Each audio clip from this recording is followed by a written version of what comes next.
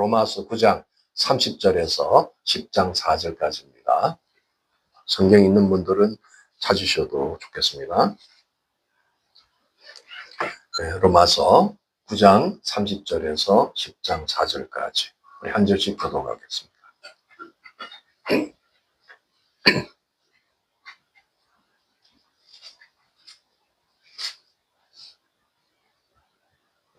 자, 9장 30절 읽겠습니다.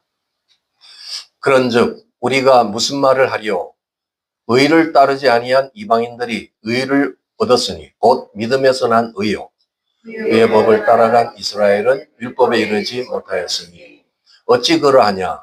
이는 그들이 믿음을 의지하지 않고 행위를 의지함이라 부딪힐 돌에 부딪혔느니라. 기록된 바 보라, 내가 걸린 돌과 거치는 바위를 시온에 두노니 그를 믿는 자는 부끄러움을 당하지 아니하리라 함과 같으니라. 형제들아, 내 마음에 원하는 바와 하나님께 구하는 바는 이스라엘을 위함이니 곧 그들로 구원을 받게 함이라. 내가 증언하노니 그들이 하나님께 열심히 있으나 올바른 지식을 따른 것이 아니니라. 하나님의 의를 모르고 자기 의를 세우려고 힘써 하나님의 의에 복종하지 아니하였느니라. 그리스도는 모든 믿는 자에게 의를 이루기 위하여 율법의 마침이 되시니라. 아멘. 오늘 참된 믿음은 참된 믿음이란 이런 제목으로 하나님의 말씀 선포하겠습니다. 우리 대한민국 한국에 기독교가 전래된 지가 벌써 140년 이상이 되고 또 기독교 많은 전통을 갖고 있습니다. 또 교단별로 전통도 있지만 이게 가면 갈수록 이 교회가 이렇게 그런 새로운 생명력으로 변화되는 것보다는 굉장히 침체되어 있고 종교성에 의해서 그냥 이 교회가 굴러가는 이런 느낌이 많이 듭니다. 또 특별히 그 믿음 생활의 그 참된 믿음의 본질을 잘 모르고 이제 서서히 이렇게 어떤 안 좋은 습관에 또 이렇게 젖어드는 이런 신앙이 많은 것 같아요. 그래서 이것은 성경에서 말하는 하나님이 인정하는 그 믿음이 뭔가, 그 믿음의 본질을 잘 모르고 그 믿음의 본질을 왜곡시킨 데서 오는 것입니다. 신앙생활에 여러 유형이 있지만 너무 다양한 모습을 갖고 있기 때문에 때로는 이렇게 또 비교가 되기도 하고 그렇지만 무엇이 참이고 무엇이 참된 진리인지 이것은 성경에서 말하는 하나님께서 인정한 그 믿음을 가질 때만 그것은 의미가 있는 것입니다. 아무리 많은 이런 연륜을 갖고 또 전통을 가졌다 할지라도 하나님이 인정하지 않는 그 믿음은 하나님 기쁘시게 할 수 없죠. 오늘 본문 그 9장 32절에 보면 그 사도 바울이 굉장히 이렇게 말씀하는 것을 좀 왜곡시켜가지고 저게 나오면 이제 문자적인 단어만을 가지고 비교를 하다 보면 믿음과 행위란 말이 대조가 되고 있죠. 믿음하고 행위를 사도 바울이 이렇게 대조해서 얘기하다 보니까 많은 사람들이 이 믿음하고 행위는 무슨 반대 개념인 줄 알아요. 그러니까 믿음은 믿는 것이고 행위는 행위고 그러니까 믿음은 어찌 보면 행함이 별로 없어도 되는 것처럼 그냥 주저앉아 있는 이런 믿음 생활하는 사람이 참 많습니다. 이것은 이제 사도 바울이 지금 말하고 싶어하는 그 믿음과 행위에 대한 그 문맥을 놓쳐서 그래요. 그냥 문자만 가지고 이 말씀을 하다 보니까 심지어 요즘에는 열심히 행동하고 열심을 내는 사람들을 어떤 사람들은 그냥 율법주의자라고 막 그럽니다. 이게 얼마나 잘못된지 몰라요. 오늘 그것이 뭔지를 한번 말씀을 살펴보도록 하겠습니다. 그 뒤에 이제 한번 넘겨봐 주시면 사실 사도 바울이 지금 문맥에서 강조하고 있는 그 믿음이라는 것은 행하지 말라 그 말이 아니고 하나님의 뜻을 따라서 하나님의 뜻을 이제 이 땅에 전하러 오신 예수님, 메시아를 따라서 행하는 순종 행위를 말하는 거예요.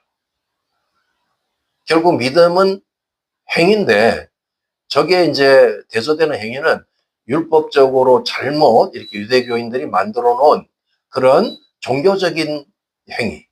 그들이 말하는 이상한 계율에다가 사람의 전통, 사람이 이렇게 존중받는 여러 가지 논리를 갖다가 행위를 가지고 결국 그것은 자기 의를 드러내는 그걸 통해서 자기를 온전히 인정받게 하는 그런 종교성에 대한 행위를 말하는 거예요. 이것은 성경에서 말하는 그 믿음의 행위하고 너무 반대로 갔기 때문에 그들은 구원을 못 받았다고 얘기합니다. 자, 한번 다음에 보시면 오늘 이 문맥을 이제 좀 더 살펴보면 이제 사도 바울이 예수님에 대해서 비유를 하는데 걸림돌과 거치는 바위란 말을 쓰고 있죠. 33절에 나오지만 이거하고 이제 병행 구절이 베드로전서 2장 7절 8절이에요. 같이 인용되고 있는데 한번 같이 읽겠습니다. 시작. 그러므로 믿는 너에게는 보배이나 믿지 아니하는 자에게는 건축자들이 버린 그 돌이 모퉁이의 머릿돌이 되고 또한 부딪히는 돌과 걸려 넘어지는 바위가 되었다 하였느니라. 그들이 말씀을 순종하지 아니함으로 넘어지나니 이는 그들을 이렇게 정하신 것이라. 여기 부딪히는 돌, 걸려 넘어지는 바위는 예수님 자신을 말합니다. 유대 교인들이 바로 하나님의 뜻, 하나님의 말씀으로 오신 그 예수님을 따르지 않고 자기들의 종교적인 의의를 따라갔다가 결국은 부딪히고 그들은 구원을 받지 못했다고 얘기하는 거예요. 그 유대교인들이 열심히 있어요. 종교성 있고 율법도 잘 지키려고 그러고 많이 애쓰죠. 지금도 유대 이런 원리주의자들은 참 철저하게 율법 생활을 하는데 그것이 결국은 구원은 못 받게 한다는 거예요. 왜냐하면 예수님을 거역하기 때문에 부딪히는 돌, 걸려 넘어지는 바위, 바로 예수님이 그런 존재가 되어서 예수님을 통해서 구원을 받고 예수님을 통해서 이제 그 믿음을 갖게 돼야 되는데 예수님을 배제한 그들의 종교성을 갖는 믿음, 그냥 자기 마음대로 이렇게 만들어놓은 전통적인 의를 가지고 이렇게 접근했기 때문에 결국은 그들은 구원받지 못했다 이런 얘기입니다. 그러나 불신자들은 이제 예수님의 그 복음을 믿음으로 받아들여서 그를 결단하고 그를 따라갔기 때문에 예수님을 따라갈 때 구원을 받았다. 이런 이제 대조를 하고 있는 것입니다. 결국 이제 이 문맥은 유대 교인들의 아주 치명적인 약점, 신앙 안에서 열심을 내는데도 불구하고 이렇게 구원받지 못하는 그들을 안타깝게 생각하면서 이 말씀을 하고 있는 거죠. 우리는 이것이 이제 전 다른 문맥이죠. 근데 이 내용을 잘 모르고 소위 이렇게 신앙생활을 오래 하고 또 뭐 어떤 때는 지도자라는 분들도 이 믿음이라는 것을 그 행위의 어떤 반대 개념으로 잘못 알아가지고 자꾸 관념적으로 생각해요. 그래서 우리가 믿고 있는 믿음은 그냥 앉아서 느끼고 있는 믿음이 많아요. 그냥 믿음은 좋은 것이네 그러고 있다. 그거는 성경에서 말하는 믿음이 아닙니다. 믿음은 바로 순종 행위라는 거예요. 하나님의 말씀, 하나님의 뜻을 받아서 그걸 가지고 움직이게 하는 그 믿음의 행위를 말하는 거죠. 그런 면에서 지금 이걸 오해하면 안 되는 거예요. 그러니까 어떤 분들은 이렇게 신앙생활 하는 패턴을 보면 이게 말씀을 많이 알고 말씀을 이제 공부하고 그리고 이제 주저앉아 있다 이거야. 그러면 그거는 믿음이 아니에요. 그걸 알았으면 하나님의 뜻이 무엇인지 알았으면 그 말씀을 따라 살려고 하는 그 행동, 나의 결단, 그러고 나서 이제 실천해 나가는 그 모습, 거기에 믿음이 실리는 겁니다. 자, 그러면 오늘 이 두 본문을 보면 분명히 알 수 있죠. 그래서 예수님께서 이제 결론적으로 그 로마서 10장 3절 4절 한번 넘겨보시면 이들이 지금 잘못된 행위라는 것은 하나님의 의를 모르고 자기 의를 나타내려고 했다는 거예요. 하나님의 의에 복종하지 않고 자기 의를 내세우는 그 행위, 그것은 하나님이 인정 못한다는 거예요. 그건 구원받지 못한다. 그러니까 참 안타까운 것은 그 태어나서 율법적인 생활하고 그렇게 성경을 꿰고 뭐 거의 암송을 하고 우리는 뭐 구약 이렇게 좀 읽기도 힘든데 이 유대교인들, 전통 유대교인들은 그걸 달달달 외워요. 그런데 결국은 지옥 간다는 거예요. 왜냐하면 예수님 구원자로 오신 예수님 바로 하나님의 의를 안 받아들이고 자기 의를 가지고 열심을 했기 때문에 그런 종교적인 열심은 결국 구원에 이를 수 없다. 그걸 안타깝게 얘기해요. 우리가 지금 생각하고 있는 그런 의하고 좀 다른 개념이죠. 그래서 예수님 자신은 이제 10장 4절에 보면 스스로 하나님의 뜻에 따라서 이 땅에 오셨고 메시아로서 아버지의 뜻을 이루기 위해서 왔고 그는 그 율법을 다 이제 이루기 위해서 결국은 그 십자가에서 온 인류의 죄악을 끌어안고 그가 죽음으로써 그 순종하는 행위, 하나님의 뜻에 순종하는 그 행위가 율법을 마치겠다. 곧 율법을 완성했다. 이렇게 얘기합니다. 예수님 자신이 사실상 하나님의 뜻, 아버지의 뜻을 이루기 위해서 이 땅에 행동하시고 십자가를 짊어지심으로써 율법을 완성했다. 이렇게 말씀하는 거죠. 이게 내 의, 자기 의를 높이기 위해서 그것을 인정받기 위해서 했던 유대교인들의 삶하고는 전혀 다르다. 자, 위에 이제 정리를 해놨는데 유대교인들이 그 약점이 뭔가? 너무 자기 의가 뛰어나. 자기 의는 사실상 이제 십자가에서 죽어야 될 부분인데 그 자기 의를 부추기고 또 자기 기준을 가지고 하나님의 의신, 의 자신 오신 그리스도, 그분의 말씀을 불순종해서 멸망했다. 이런 얘기예요. 그러니까 오늘 우리도 우리의 의라는 것을 자꾸 내세우게 되면 하나님의 뜻하고 이것이 반대로 갈 수가 있어요. 그러니까 우리는 끝까지 하나님의 뜻, 하나님의 은혜를 추구하고 그 말씀을 따라서 가는 그 순종행위, 그거를 주님이 받아들이시는 거지, 내가 이제 좀 열심을 가지고 나를 드러내고 내 기준으로 뭐 해내고 이런 걸 원하는 게 아니에요. 하나님의 말씀은 영원한 것인데 그 말씀을 내가 하나님의 의신 주님을 받아들임으로써 그 의를 따라서 그렇게 내가 순종해가는 그 행위 자체를 하나님은 믿음이라고 해요. 믿음은 주저앉아 있는 게 아닙니다. 믿음은 관념적으로 믿는 게 아니에요. 뭐 성경에 좋은 일이 있구나. 이렇게 믿음 생활하니까 참 좋구나. 그러고 있는 게 아니라는 거예요. 그래서 모든 성경에서 사용하고 있는 믿음이라는 그 단어는 되게 동사형입니다. 동사형. 믿음은 명사형을 잘 안 써요. 믿음은 움직이고 행동하는 것이지 앉아서 느끼고 있는 게 아니라는 거예요. 히브리인들의 믿음이라는 것은 원래 개념이 그런 거예요. 이 헬라 철학은 앉아서 막 느끼고 관념, 뭐 생각하고 사고하고 이런 걸 참 좋아하잖아요. 근데 히브리인들은 그게 아니에요. 행동파들입니다. 그냥 움직여요. 그러니까 믿음이라는 말을 써도 저기는 기본적인 행동이 들어가 있는 거죠. 움직이는 믿음. 그러니까 믿음은 이제 하나님의 뜻을 정확히 알고 행동해 나가는 자체. 그걸 믿음이라고 얘기하는 거예요. 그러니까 우리가 이제 조금 정리를 하고, 내가 그동안에 조금 곡해를 했다면, 내 믿음 생활에서 내가 진짜 믿음이 있나? 그것은, 이렇게 말씀 듣고 가만히 앉아서 느끼고 있는 게 아니고, 순종하는 바로 행함 있는 산 믿음을 말하는 거야. 내가 믿음이 있다는 것은 쉽게 말하면 순종하느냐 그 얘기예요. 믿음 있고로 사실은 순종이라는 단어가 더 가까운 단어입니다. 그러니까 나는 믿음이 있나 없나를 했을 때, 난 믿음 많아요. 나는 옛날부터 믿음 생활 잘했고, 지금도 믿음이 얼마나 많은지요. 이러면서 자랑하는데, 행동은 안 해. 주저앉아 있어. 그러고는 뭐 자기 의를 가지고 판단 정지하고, 이건 다 가짜입니다. 그래서 믿음이라는 건 실제적으로 움직이는 거. 행함 있게 나가는 거. 그런 것이죠. 그래서 우리가 실제적으로 믿음 생활을 할 때는 내가 믿음의 대상이 분명히 있어야 되는 거예요. 그냥 느끼는 것이 아니니까. 그래서 내가 진짜 믿음의 삶을 산다면 내가 누구를 지금 순종하고 살고 있는가. 뭐 그리스도 안에서의 여러 질서들이 있지만 그걸 내가 제대로 지금 실천하고 있는가. 그것이 바로 우리 믿음의 척도입니다.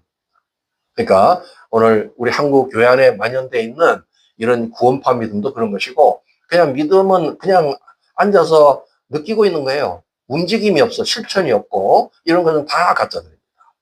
그런 것이 지금 내 마음에 또 내 습관이 되어 있다면 오늘부로 다 청산하셔야 돼요. 믿음은 움직이는 거예요. 믿음은 하나님의 뜻을 알았으면 그걸 따라서 사는 것이고 순종해가는 행위입니다. 그래서 우리가 이제 이 순종의 대상을 한번 정리해 봤는데, 당연히 우리는 삼위 하나님을 순종해야 되겠죠. 자, 고린도후서 10장 5절 같이 읽습니다. 시작.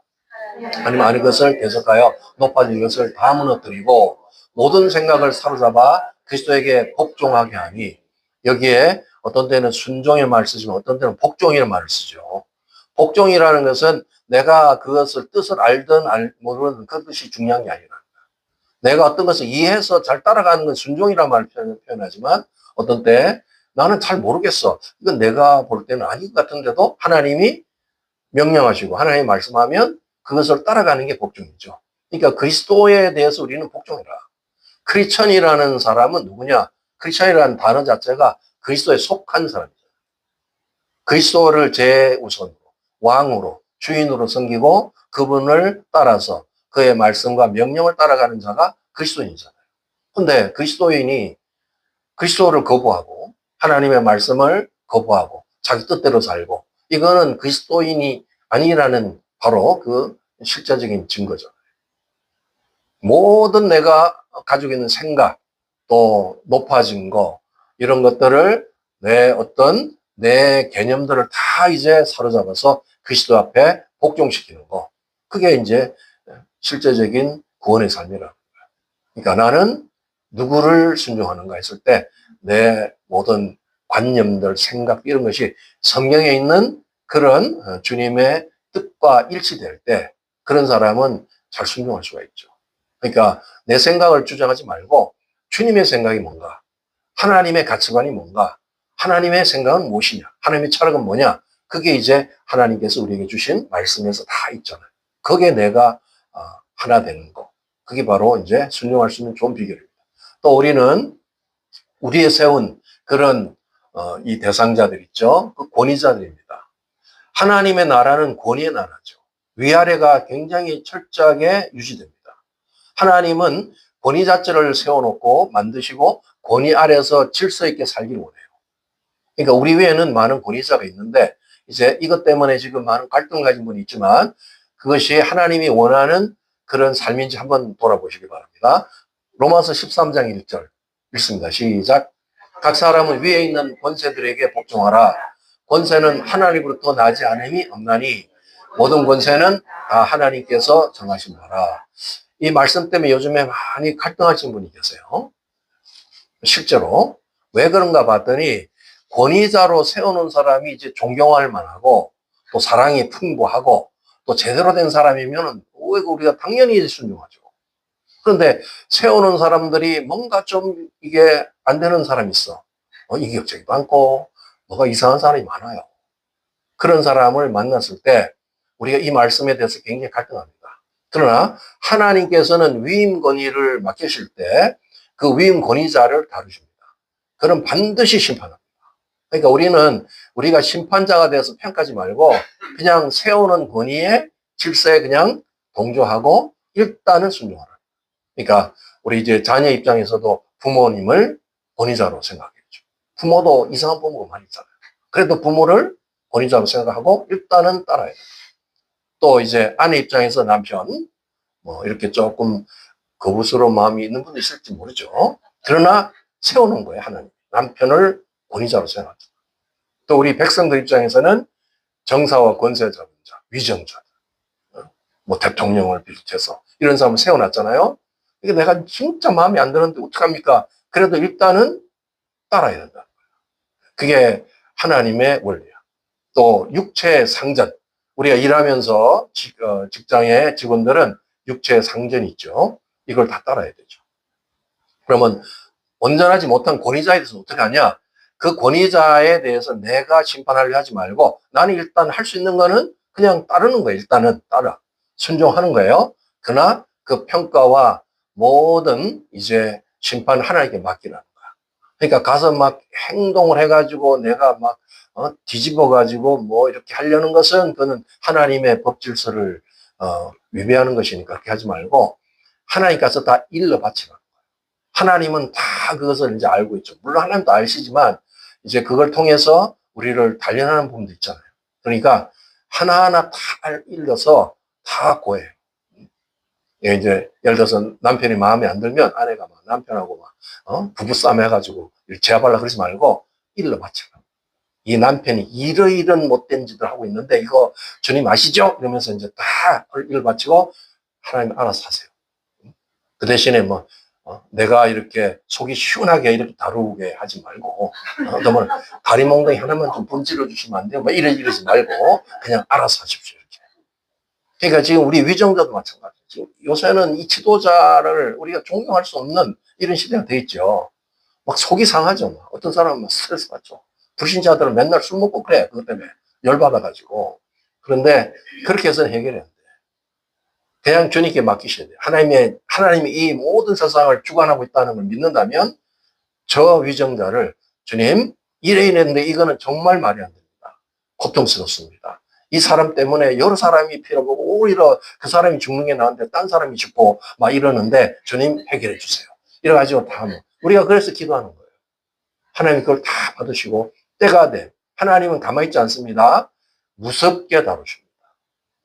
우리 육체 상전도 그 때를 기다리고 계시죠. 그래서 기회를 주는데 해결하거나 스스로 어떤 변화가 없으면 하나님은 아주 강력한 그런 심판을 통해서 징계하십니다.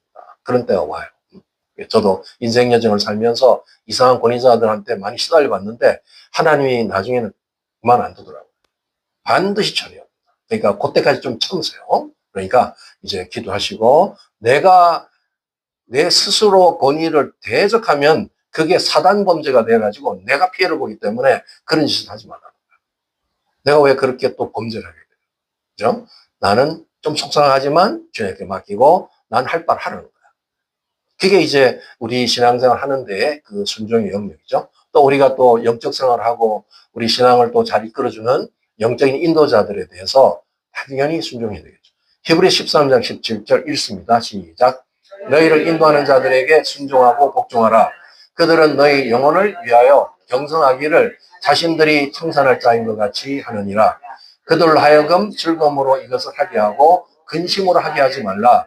그렇지 않으면 너희에게 유익이 없느니라. 우리를 인도하는 사람들이 사실 우리 자신을 위해서 어떤 때는 많은 기도와 그런 또 회개도 대신 해주고 또 권면하고 이러는 것을 그걸 안다면 그들이 우리를 정말 기쁨으로 잘 안내할 수 있도록 잘 따르라는 거죠. 순종하고 할 때 그것은 나한테 큰 유익으로 돌아온다. 우리 신앙에도 다 이게 이제 위아래 질서가 있잖아요. 그러니까 우리가 그 인도하는 사람을 잘 따라서 순종하고 복종하면은 그 복이 자신한테 돌아옵니다. 자, 그 대표적인 예를 우리는 이제 출애굽의 역사를 통해서 여호수아한테서 배울 수가 있습니다. 여호수아를 말할 때 항상 모세 시종이라고 해요. 모세 종이란 말 쓰지 않습니다. 이 히브리인들은 철저한 하나님 어떤 그 가치관을 갖기 때문에 사람이 종으로 섬기는 그런 노예 생활하게 하는 이런 걸 절대 말도 쓰지 않습니다. 그래서 모세의 시종, 모세를 섬기는 그런 이제 어떤 돕는 조력자 이렇게 표현하죠. 그런데 항상 모세가 어려울 때도 늘 여호수아는 옆에서 지켰어요. 또 율법을 받고 십계명을 받을 때도 제일 가까이 여호수아가 항상 보좌하고 그 40일 금식하고 아무것도 안 먹었으니까 잘못하면 죽을 수도 있는데 그 옆에서 돌보는 그런 사람이 바로 여호수아였어요. 묵묵하게 따라갑니다. 그런 여호수아를 하나님께서 인정해가지고 정말 순종적인 삶을 살았을 때 그에게 이제 복을 주시고 가나안에 직접 들어가서 이런 정복자로 만들어 주신 거죠. 자, 여호수아 1장 5절 6절 그 약속인데 한번 보겠습니다. 시작.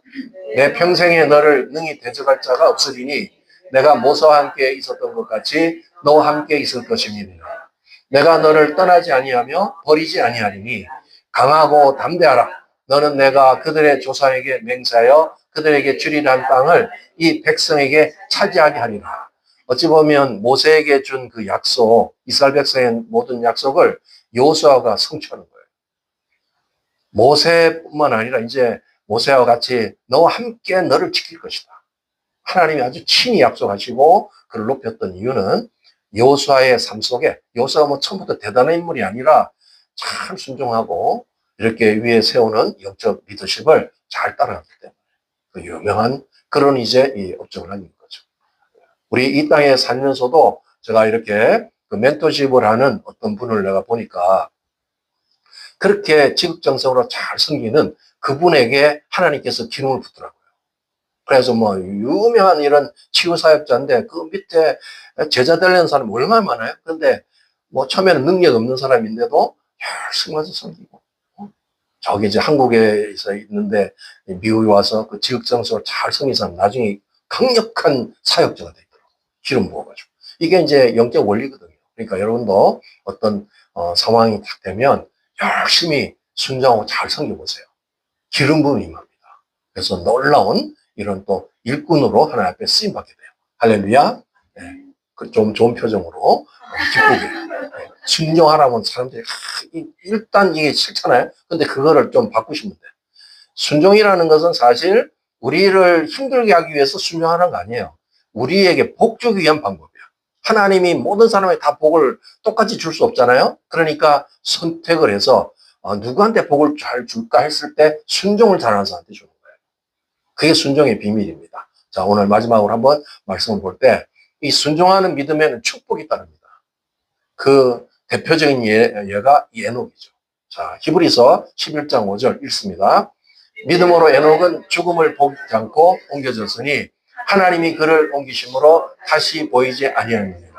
그는 옮겨지기 전에 하나님을 기쁘시게 하는 자라 하는 증거를 받았다. 구약에 보면 죽음 없이 천국에 간 그런 두 인물이 있죠. 그 중에 하나가 에녹이고 또 하나는 누구예요? 엘리야. 그거는 오늘 이 시대의 휴고의 모델이에요. 마지막 한 세대가 있는데 진짜 사랑받는 마지막 한 세대는 죽음 없이 천국에 가는 거예요. 대부분의 이 땅에 살았던 사람은 다 죽었기 때문에 죽음 후에 부활해서 천국에 가지만 마지막 살아있는 정말 하나님이 기뻐하고 축복된 세대는 죽음 없이 올라가는 거예요. 그러니까 여러분이 어떤 사람은 막 죽음하면은 걱정하잖아요. 내가 이 죽음을 어떻게 견딜 수 있을까? 이러면서 그런 사람은 휴고하면 돼요. 휴고. 죽음 필요 없어. 휴고로 가면 안 죽어도 돼. 그게 우리의 마지막 세대니까 우리에게 굉장히 가능성이 크다는 사실이에요. 이미 죽은 사람은 어쩔 수 없잖아요. 그런데 부활해야 돼. 새로 다 지어야 되고 막 이제 복잡해. 그런데 우리는 변화돼 버려요. 할렐루야. 근데 이 에녹의 모델이에요. 에녹은 실질적으로 앞으로 들려 올라갈 교회 모델이고 신부의 모델입니다. 근데 에녹의 믿음은 처음부터 하나님을 기쁘시게 하는 믿음이었어요. 에녹을 너무 보면 기뻐했어요. 그래서 한 300년간 이제 그가 이렇게 주님과 동행하면서 온전하게 주님을 기쁘게 따라간 인생이에요. 자, 한번 그 뒤에 넘겨보시면 이 믿음이 없이는 하나님을 기쁘시게 하지 못하나니 하나님께 나아가는 자는 반드시 그가 계신 것과 그가 자기를 찾는 자들에게 상 주시는 이심을 믿어야 할지니라. 믿음에는 대가가 있고 믿음에는 축복이 있는데 반드시 하나님이 상 주신다는 거예요. 이게 순종을 잘하는 믿음은 하나님의 상을 이미 따놓은 거예요. 그러니까 여러분이 이 땅에 뭐가 좀 눈에 안 보인다 할지라도 영원한 천국에 그 상이 예비되어 있다는 걸 믿고 정말 순종을 잘하시면 축복합니다. 자, 한번 이제 정리해놨습니다. 이 동행 문제를 가지고 창세기에서 똑같은 본문을 다시 우리가 설명할 수 있는데 에녹이 하나님과 동행하더니 그랬잖아요. 하나님 그를 데려가심으로 세상 잊지 아니하더라. 딱 한 구절 얘기했는데 동행한다는 저 할레크란 말이 뭐냐면 하나님이 말씀하는 대로 하나님의 뜻을 따라서 뒤에서 조용히 순종하면서 따라가는 행동을 말하는 거야. 그게 동행했다는 거야. 그러니까 어깨동무하고 뭐 이렇게 갔다 그 말 아니에요. 동행한다는 것은 하나님이 인도하는 대로 그 뜻을 따라서 조용히 순종하면서 갔을 때 그렇게 300년을 살았다. 그 조용한 에녹의 삶을 볼 수 있죠. 뭐 에녹의 그 기사는 여러 가지 많이 얘기 안 합니다. 주님이 그냥 이끄면 그냥 조용히 따라가서 순종을 했을 때 그를 데려가셨다는 거예요. 자, 이 데려가신다는 것을 오늘날 우리의 약속은 데살로니가전서 4장 17절이죠. 저걸 이제 꼭 믿고 주장해야 됩니다. 한번 같이 읽습니다. 시작. 그 후에 우리 살아남은 자들도 그들과 함께 구름 속으로 끌어올려 공중에서 주를 영접하게 하시리니 그리하여 우리가 항상 주와 함께 있으리라. 이게 우리의 마지막 이제 그 소원입니다. 주님이 이제 오시면 공중에 오시는데 공중 강림할 때 공중으로 우리를 끌어올린다. 그게 앞에 창세기에 나오는 데려간다는 말하고 똑같은 말이에요. 데려간다. 공중으로 데려간다. 라카라는 히브리 말을 헬라어로 얘기할 때는 끌어올린다. 이렇게 얘기했어요. 저게 이제 하르파조라는 단어인데, 중국인들이 이제 성경을 먼저 번역했잖아요. 그 번역할 때 그 하르파조 단어를 휴고 이렇게 번역했어요. 그래서 우리는 휴고란 말을 쓰는 거예요. 그러니까 저 말이 끌어올린다. 강력한 어떤 힘으로 탁 잡아쳐서 끌고 올라간다. 그러니까 여러분들이 어떤 분들은 내가 이제 휴고해야 되니까 이 몸집으로 어떻게 올라갈까? 이래가지고 뭐 체중을 조절해야 된다 이런 소리 하는데 그런 개념이 아니에요. 좀 이렇게 중량이 많이 나가셔도 다 올라갑니다. 왜냐하면 변화시키기 때문에. 우리 이 몸이 아니에요. 그때 주님이 강력한 어떤 역사를 통해서 변화시키는 거예요. 그래서 이제 에녹도 엘리야도 다 변화돼서 올라간 거예요. 그런 거니까 주님을 만나는 그날 우리는 이것을 경험한다면 너무너무 행복하겠죠. 제가 한때 너무 이렇게 고난이 많고 힘들고 그러니까 주님이 거의 한 일주일 동안 꿈을 꾸게 하면서 저를 공중에 날렸어요. 꿈만 꾸면 나를 날리는 거야. 여러분이 이렇게 그런 꿈 꿔봤어요? 여러분 네. 새가 되는 꿈. 막 날아다녀. 너무 행복했어요. 그래서 이제 내가 이제 첫날은 그냥 들러 올라가니까 너무 이제 좋았는데 그다음부터 내가 이제 나를 조정해서 내가 나는 법을 막 개발했어. 꿈에서. 그래가지고 이렇게 막 잠깐 앞으로 막 하니까 슉 올라가더라고. 한 일주일 동안 너무 행복했는데 이제 진짜 행복한 날이 옵니다, 여러분. 그때는 모든 근심 걱정 다 없어져. 그냥 끌고 올라가셔요. 또 휴거의 날.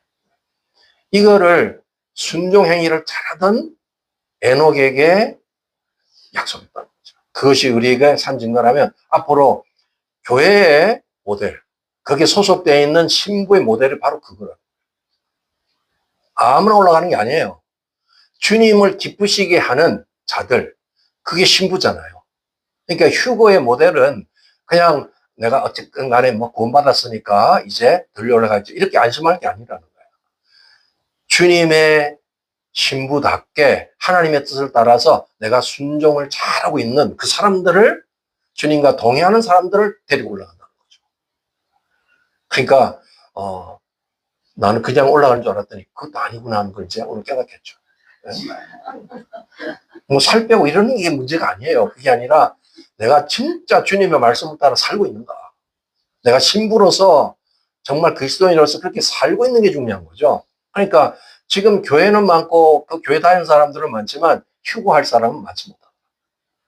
이게 끔찍한 통계입니다. 그래서 저도 이제 그거 듣고 저도 안심하면 안 되고요. 뭐 목사라고 올라가는 거 아닙니다. 예? 끝까지 순종행위를 잘해야 돼. 주님하고 동행하는 삶을 살면 주님이 그 보너스로 축복합니다. 이 미국에 이제 제가 아는 어떤 선교사님이 이분은 선교에 아주 열정 가진 분인데 열심히 있고 뭐 이렇게 헌신된 사람이에요. 근데 자기가 어느 날 미국 교회에 어떤 간증을 들었는데 충격받은 거예요. 그 교회는 한 10,000명 되는 교회인데 이제 주님의 말씀을 평소에 잘 듣는 음성 듣는 분이 너무 궁금해요. 열심히 있긴 한데 이 휴거라는 게 자꾸 이슈가 되니까 지금 우리 시대에 휴거가 있다면 우리 교인들 중에는 과연 몇 명이나 휴거될까? 이걸 주님 앞에 물어봤다는 거야.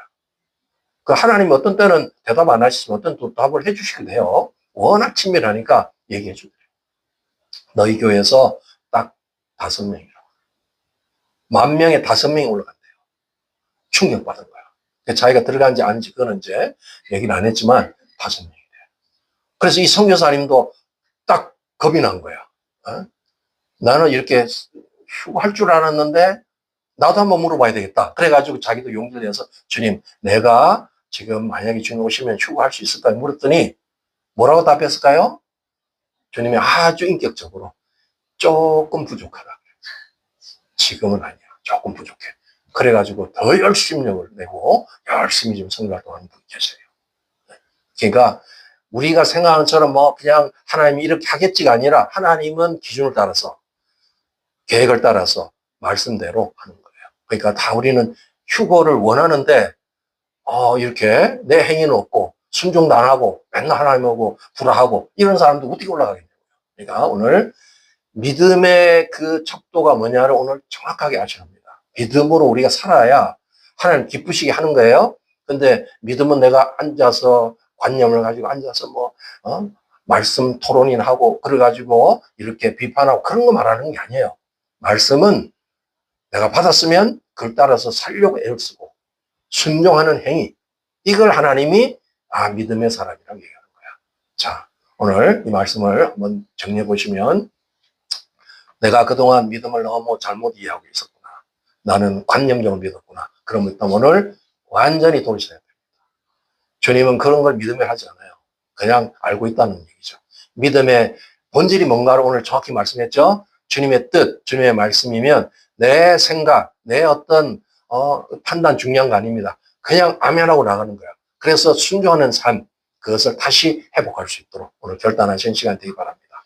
또 우리 신앙에 이제 순종행위, 행함 있는 산믿음, 이것을 실천할 수 있도록 오늘 결단시키도 하시고, 이제 나라와 열방이 온 이 정세를 주께서 주관하십니다.